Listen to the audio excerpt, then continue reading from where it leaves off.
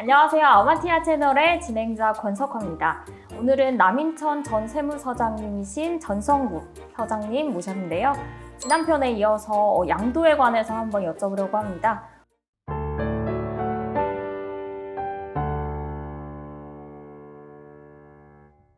네, 지난번에 이제 주식을 양도할 때 세금을 내야 되는 대상이 뭐고 또 세금을 얼마나 내야 되고 세금을 얼마나 신고를 해야 되냐 이런 말씀을 이제 간략히 드렸는데요. 사실 오늘부터가 거의 그 핵심인데 그러면은 주식을 얼마에 팔아야 되냐 그 가액을 어떻게 결정해야 되냐 그런 문제. 그래서 세법에서는 그런 걸 좀 규정을 하고 있어요. 시가 이런 부분, 그다음에 시가라는 게 없으면은 전문적인 용어로 보충적 평가 방법에 의한 주식 평가액 뭐 이렇게 하는데 보충적 평가액이라고 그래요. 만약에 뭐 자녀분한테 양도를 하는 예, 거잖아요.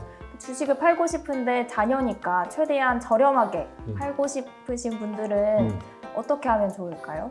그거는 불가능할 것 같고요. 왜요? 그거는 왜냐면은 상담을 한번 드린 사례인데요. 갑자기 어느 분이 그 허겁지겁 찾아오셔가지고 아들한테 주식을 증여했는데 세금이 뭐 몇 억이 나온다고 그렇게 해서 오신 거예요. 그래서 증여세를 얼마에 신고하셨어요? 그랬더니 우리 회사 주식이 주당 5천 원 되는 것 같아서 그냥 6천 원에 해서 신고를 했다고 그렇게 하시더라고요. 그래서 아차 했습니다. 그러면 회사에 재무제표랑 이런 거 좀 갖다 주세요 해서 제가 계산을 해보니까 세법상 주식 가치가 한 15,000원이 되는 거예요. 차액이 주당 한 8, 9천 원 정도 나잖아요. 그게 한 몇 억 되는 거예요. 그럼 그 부분에 대해서 이제 세금을 내야 된다라고 얘기를 했습니다. 거래를 했을 때 적정한 가격으로 팔았는지를 엄청 중요하게 생각해요.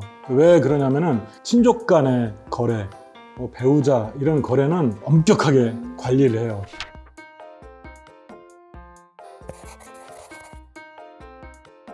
그 주식의 가치에 관한 문제인데 이제 상장 주식하고 비상장 주식 두 종류로 나누잖아요. 상장 주식부터 먼저 좀 간략히 짚고 가자면은 사는 거하고 똑같이 했다 그러면 그 가격이 그냥 그대로 인정이 돼요. 근데 경영권을 넘기기 위해서는 그렇게 보통 하지 않고 그거 이후에 시간 외 대량 매매를 하는 방법이 있어요. 그 다음에 이제 장 외에서 거래하는 그런 방법에 의할 경우는 본인들끼리 이렇게 얼마의 거래를 했던 간에 그날의 최종 시세 가액으로 해서 그걸 적정한 가격으로 보도록 돼 있고 가업승계처럼 경영권을 진짜 넘겨주는 그런 정도의 물량이다. 그러니까 최대 주주가 변경된다거나 뭐 이런 것들이 있으면은 최종 시세가액이 만약 100원이다. 그럼 거기에 20%를 할증까지 해요. 경영권이 수반된다고 해서 상장 주식에 이제 그 정도만 아시면 되고 비상장 주식을 얘기하기 전에 지금 우리가 주식 얘기를 주로 하고 있지만은 대원칙이 시가예요. 시가. 시가라는 게 특수한 사람들만의 거래가 아니고 일반적으로 거래되는 그런 정상적인 가격이 시가인데 그러니까 비상장 주식도 시가예요. 시가. 원칙이. 평가가 가액이.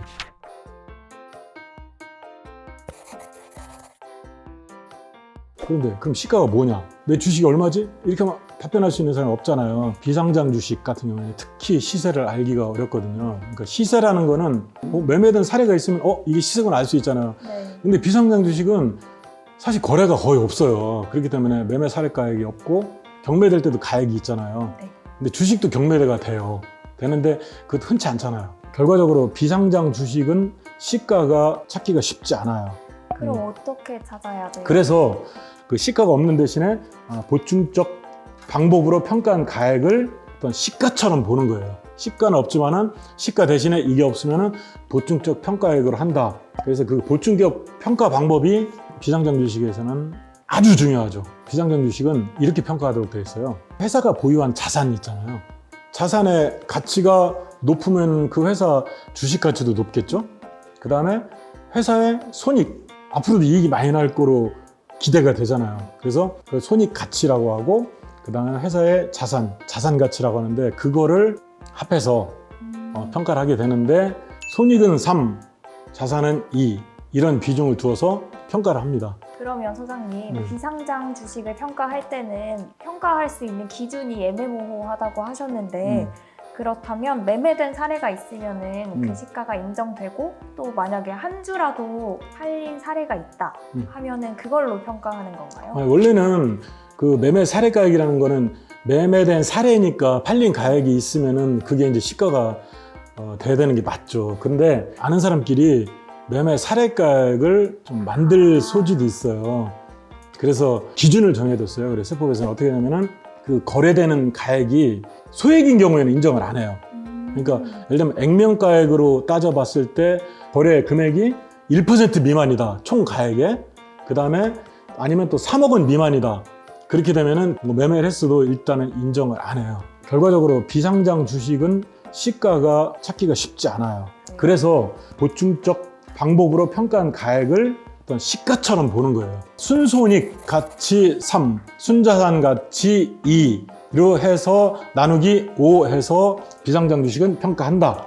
대신에 그 평가한 금액이 자산의 가치의 80%에 못 미치면은 무조건 80%를 한다. 근데 그 예외가 있어요. 예를 들면은 부동산 과다 보유 법인이라고 순손익의 개념보다는 순자산의 비중이 사실 더 높거든요. 평가할 때. 그렇기 때문에 거기는 반대로 순손익을 2, 순자산을 3 이렇게 해서 이제 평가를 하게 됩니다. 그리고 한 가지 더 예외는 계속 결손만 나는 법인. 사업 시작한 지 얼마 안 되는 법인들 이런 데는 순손익을 아예 평가를 안 하고 자산만 가지고 평가를 하는 예외도 있어요. 비상장 주식을 갖고 있는 회사에서 불합리하다고 생각했을 경우에 어떤 과정을 거쳐서 평가를 해야 되는 건가요? 사실 비상장 주식이 이렇게 보충적 가액으로 평가하는 게 회사의 어떤 개별 특성을 이제 반영하지를 못하는 게 당연하죠. 사실은 뭐 불합리한 결과, 그러니까 실제 내 회사의 가치보다 높게 평가되는 경우가 있고 낮게 평가되는 경우가 있고 어떤 게 유리할지는 몰라요. 사실은 회사 입장에 봤을 때는 개별 기업을 완전히 반영하지는 못하는 불합리가 있는 반면 그렇다고 해서 이거를 회사에서 알아서 하세요 이렇게 할 수는 없으니까 그럼에도 불구하고 그게 정말 불합리하다라고 그러면은 국세청에 이제 주식 같은 걸 평가할 수 있는 위원회가 있는데 거기에다가 세법에서 정한 가액대로 평가하는 거는 도저히 수긍할 수 없다라는 어떤 나름의 논리 법에 어떤 게 있냐면은 유사상장법인 비교평가법 하는 상장을 안 했지만은 상장법 보니까 나하고 외형도 비슷하고 업종도 비슷하고 그런 회사가 있어. 그럼 그 회사랑 나랑 비교를 해보니까 저 정도 회사의 주식 가치면 나한테 맞겠다라는 걸 찾아내야 되는 거예요. 그러면 이 평가 과정을 거치려면 세무사님이 꼭 필요한 건가요? 없으면 안 되겠죠. 개인적으로 하기는 어려우실 것 같고 세무 전문가의 도움이 반드시 필요할 것 같고요.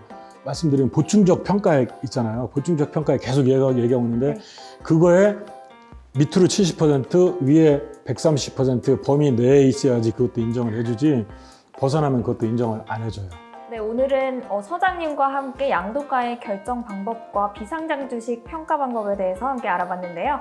다음에는 조금 더 세세하고 정확한 정보를 알려드릴 테니까요. 다음 편에 또 만나 뵙겠습니다. 감사합니다, 서장님. 네.